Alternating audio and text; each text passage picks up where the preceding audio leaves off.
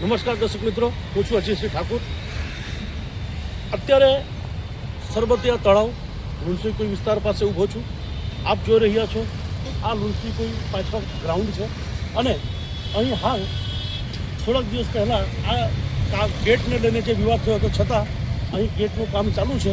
અને અત્યારે હું આપને બતાવીશ કે આજથી આશરે લગભગ 20 થી 25 દિવસ પહેલાં સરબતિયા તળાવ બાબતે એક સમાચાર ચલાવ્યું હતું અને એમાં બતાવ્યું હતું કે સરબતિયા તળાવની અંદર આ વિકાસના નામે ક્યાંક ને ક્યાંક તળાવમાં પુરાણ કરવામાં આવશે.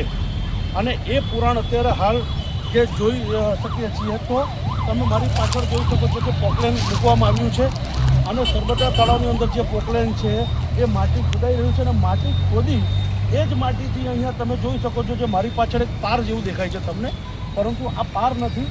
આ જે માટી છે એ જ માટી ખોદીને અહીં પુરાણ કરવામાં આવ્યું છે. અને બીજું તમને બતાવીએ કે પોકલેન પાસે તમે જોઈ શકો છો કે ચૂનાથી માર્કિંગ કરવામાં આવ્યું છે. આ જે ચૂનાથી જે માર્કિંગ કરવામાં આવ્યું છે આ માર્કિંગ જરાક ઝૂમ કરજો એટલે દેખાય. પોકલેન પાસે જે માર્કિંગ કરવામાં આવ્યું છે એ ત્યાંથી અને આ તળાવનું જે બોર્ડર છે, હું જ્યાં ઊભો છું એ હાલ સરબતિયા તળાવનું જે બોર્ડર છે, તો અહીંથી લઈ અને જે માર્કિંગ કર્યું છે એ આટલું લગભગ 40 ફૂટનો ડિફરન્ટ છે. એટલે કે આ ફૂડ કોર્ટ બનાવવા માટે ઐતિહાસિક તળાવ સરબતિયા તળાવ જે નવસારીનું છે જેમાં લાખો લીટર પાણી નું સ્ટોર થાય છે, જે સ્વયંભૂ રીતે આની અંદર પાણી નીકળે છે અને આ પાણીને પાણી અહીંથી કાઢવા માટે તળાવને સુકવવા માટે કમસે કમ 1 મહિના જેવી જે મહેનત લાગી છે, ત્યારે આ તળાવ હવે એક નાનકડું ખાબોચિયું બનીને રહી જશે. લોકોને ફૂડ કોર્ટ તો મળશે પરંતુ તળાવ એક ખાબોચિયામાં ફેરવાઈ જશે.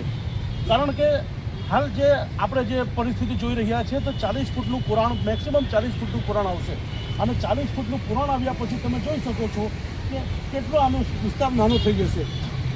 આ બાબતે જ્યારે સમાચાર ચલાવ્યું હતું તે બાદ નવસારીના અમુક જાગૃત નાગરિકોએ આ બાબતે વિરોધ પણ દર્શાવ્યો હતો અને હાલ નવસારીના એક સામાજિક અગ્રણી પારસી આગેવાન એવા કેશુભાઈ દેબુજી એમણે મહાનગરપાલિકાના કમિશનરશ્રીને નોટિસ પણ પાઠવી છે અને નોટિસમાં એમણે જે સરકારનો જે નિયમ છે, જે સરકારનો જે પરિપત્ર છે, નહેર હોય, નાળા હોય, નદી હોય, તળાવ હોય, ત્યાંથી જે માર્જિન છોડવાનું આવે છે એ સ્પષ્ટપણે એમણે નોટિસમાં લખ્યું છે કે તમામ નિયમોનું પાલન કરવામાં આવે. અને હાલ જે અહીં બની રહ્યું છે તે ક્યાંય ને ક્યાંય કાયદા વિરુદ્ધનું થઈ રહ્યું છે. પરંતુ બીજા એક અખબારમાં પણ સમાચારની અંદર જે મેં વાંચ્યું અને એની અંદર કમિશનરનું જે નિવેદન આપ્યું છે અને એમણે જણાવ્યું છે કે કોઈ પણ અહીંયા જે કામ થઈ રહ્યું છે એ તમામ લીગાલી છે, કોઈ પણ ગેરકાયદેસર નથી. પરંતુ એક વાત ચોક્કસ છે કે ગુજરાત સરકારનું પરિપત્ર છે કે નદી, નાળા, તળાવને તમે માર્જિન છોડ્યા વગર બાંધકામ નહીં કરી શકો અને તળાવની અંદર તમે કોઈ પણ સંજોગે પુરાણ ન કરી શકો. અહીં જે મુખ્ય ચિંતા છે એ છે કે તળાવની અંદર પુરાણ થઈ રહ્યું છે તે કારણ કે નવસારી મહાનગરપાલિકામાં આશરે પાછલા ઘણા વર્ષોથી પાણી માટે, મીઠા પાણી માટે જે ગ્રાન્ટ પાસ કરવામાં આવે છે, લગભગ 250-300 કરોડ રૂપિયાનો ગ્રાન્ટ વપરાઈ ચૂકી છે. પરંતુ આજ દિન સુધી નાગધારા પાણી યોજના હજુ સંપૂર્ણ રીતે પત્યું નથી અને હાલ પાણીની અછત તો નવસારીમાં છે જ.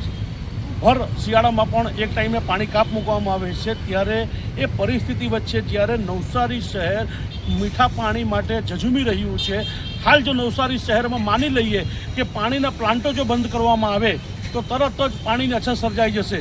આ તો સેંકડો પાણી પ્લાન્ટો છે નવસારીમાં આરઓ વોટરના, જેના દ્વારા પાણી સપ્લાય કરવામાં આવે છે અને ઘરે ઘર પાણી પહોંચી રહ્યું છે, એ સત્ય છે. ત્યારે આવી પરિસ્થિતિ વચ્ચે અને એ પણ અહીંના જે સાંસદ છે તેઓ હાલ પાણી પુરવઠા અને જળ સંચય વિભાગના મંત્રી છે, એમની રાજની અંદર અને એમના મતક્ષેત્રમાં આ શહેરની મધ્યમાં આવેલું સરબતિયા તળાવ જ્યારે પૂરાઈ રહ્યું છે, 40 ફૂટ જેટલું જે પૂરણ કરવામાં આવે છે ત્યાં જોઈને ખરેખર ખૂબ દુઃખ થઈ રહ્યું છે.